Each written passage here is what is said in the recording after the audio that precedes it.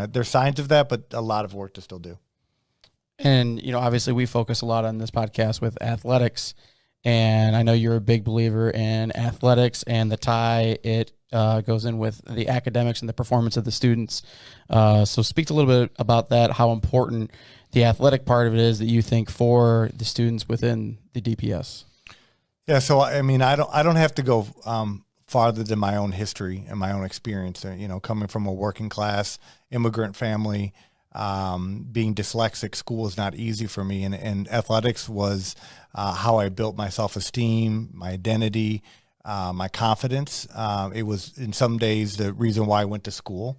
It was the reason why I tried to improve my grades and even my conduct at times, and it was my ticket to college.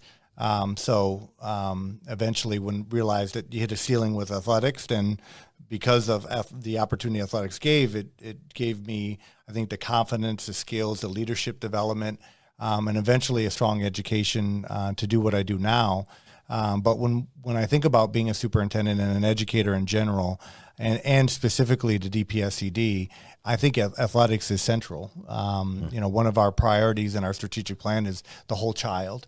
And often we talk about the whole child in art and music, but it's also athletics.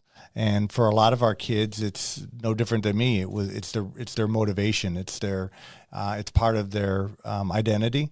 And DPS, now DPSCD, has a rich history of great athletes, great teams. There's a lot of pride in the city for athletics. So to abandon it would be silly. And so what we've tried to is enhance it, not only continue to strengthen our strongest programs, the CASs and the Renaissance and the Kings, but even go to some of our smaller schools like Frederick Douglass, for example, Henry Ford, another small growing school, and support the small schools, but even unique sports like lacrosse and soccer, and bringing those into the fold as well, so that every student can see themselves athletically participating and competing. And I think that's what it's all about, is becoming better people, citizens, students through athletics.